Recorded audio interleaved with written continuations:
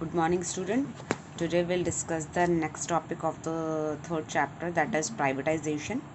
As day before yesterday we have discussed the liberalization from LPG. हमने liberalization हमने discuss किया था. Now today we're going to discuss the privatization. But before that, I want to clear some terminology regarding to the chapter to you all. First of all, beta, there is SEBI, SEBI. What is SEBI? It is a 1 mark question. कि SEBI क्या होता है? That is the Security and Exchange Board of India that was established in 1988, which defined the responsibilities for development and regulation of the stock market. Stock market के जितने भी responsibilities और development के काम को रेगुलेट करने के लिए जो भी एजेंसी है वो है SEBI. Okay. After that physical policy is a very important term. Means 12th में तो इसका पूरा आपका चैप्टर ही आ जाएगा. तो फिजिकल पॉलिसी क्या होती है? Physical policy refers to the public expenditure and revenue policy of the government, कि पब्लिक के ऊपर कितना खर्चा किया जा रहा है प्लस पब्लिक के पास गवर्नमेंट के लिए कितना रेवेन्यू आ रहा है, उस पॉलिसी को बोलते हैं physical policy. Next is devaluation of rupee. What is the devaluation of rupee? बेटा, as you can understand with the word devaluation, मतलब वैल्यू का रिड्यूस होना. It refers to the lowering the official value of the currency with respect to the gold. Gold के reference में जब currency की value low हो जाती है, that is devaluation. Now come to the point, that is privatisation. तो privatisation क्या है? एज वी ऑलरेडी डिस्कस्ड कि प्राइवेटाइजेशन क्या है? Is the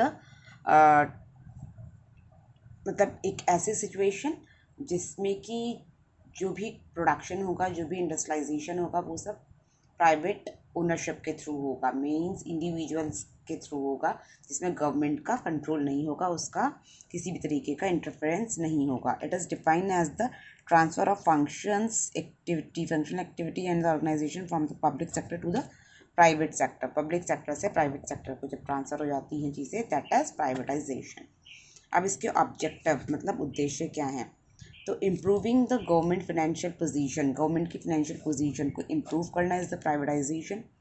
improving the performance of an enterprises, और किसी भी इंटरप्राइजेज की जो परफॉर्मेंस होती है उसको और अच्छा करना और ग्रो करना इज़ द प्राइवेटाइजेशन. क्योंकि प्राइवेटाइजेशन में इंसान अपने लिए काम करता है, तो जब वो अपने लिए काम करेगा तो अच्छे से अच्छा इम्प्रूव करेगा, अच्छे से अच्छा ग्रो करेगा, है ना. जबकि गवर्नमेंट सेक्टर में तो क्या होता है, गवर्नमेंट के लिए काम करते हैं तो उनको लगता है लोगों को कि जितना है उतना बहुत है, right.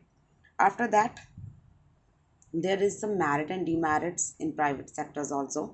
So first we will discuss the arguments in the favor of privatization. What are the merits of privatization?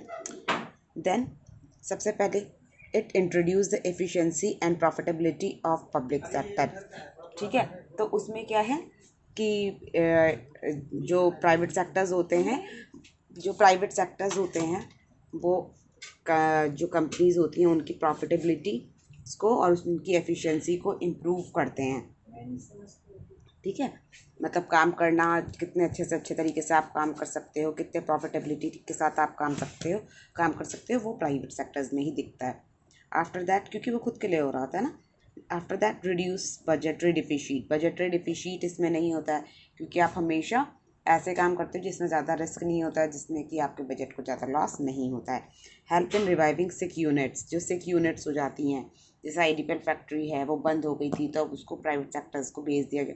तो क्या होता है, सिक यूनिट्स को रिवाइव करने के लिए प्राइवेट सेक्टर्स जो होते हैं अच्छे होते हैं. Help in bringing about the globalisation. Globalisation अगर कंट्री के अंदर लाना है तो उसके लिए private sectors are very important, क्योंकि जो प्राइवेट सेक्टर्स होते हैं वही इंटरनेशनल मार्केट में काम करते हैं ज़्यादातर, पब्लिक सेक्टर्स कम कर पाते हैं. Uses of modern technique. जो मॉडर्न टेक्निक होती हैं उनको यूज़ करते हैं प्राइवेट सेक्टर्स में, क्योंकि वो ज़्यादा कैपिटल इंटेंसिव रहती हैं, तो प्राइवेट जो सेक्टर्स होते हैं वही ज़्यादा पैसा लगा पाते हैं.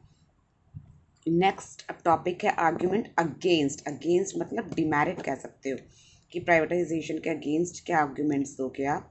That is growth of monopoly. अब प्राइवेट सेक्टर है, इंडिविजुअल ओनरशिप है, तो जब काम एक अकेले बंदे का है तो ओनरशिप भी उसी की होगी और वो अपनी मोनोपोली चलाएगा. मोनोपोली मतलब अपनी मनमानी चलाएगा.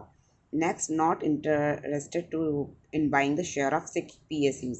जो सिक यूनिट्स होती हैं, जो मतलब अब काम नहीं कर पा रही, साइडिपल टाइप जो होती हैं यूनिट्स, उनके शेयर्स को ख़रीदने में प्राइवेट सेक्टर्स जो होते हैं वो ज़्यादा इंटरेस्ट शो नहीं करते हैं क्योंकि रिस्क नहीं लेते हैं। Profit motive, not interested in social welfare. Private sector हमेशा अपने प्रॉफिट मोटिव के लिए काम करता है, कभी भी सोशल वेलफेयर के लिए काम नहीं करता है, जबकि पब्लिक सेक्टर क्या करते हैं, सोशल वेलफेयर के लिए काम करते हैं। After that, not interested in long term projects. कभी भी वो प्रोजेक्ट्स नहीं करेंगे जो लॉन्ग टर्म होगा, टाइम कंज्यूमिंग होगा, जिसमें ज़्यादा टाइम लगने वाला होगा, है ना, जैसे रोड बिल्डिंग वगैरह, ऐसी सारी चीज़ें बनाना या ब्रिजेस वगैरह बनाना।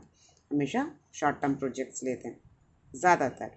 Don't take risky projects. कोई भी ऐसा प्रोजेक्ट नहीं लेते हैं जिसके अंदर रिस्क हो, क्योंकि कोई भी प्राइवेट इंडिविजुअल जो होगा वो कभी भी अपना लॉस नहीं करना चाहेगा, है ना।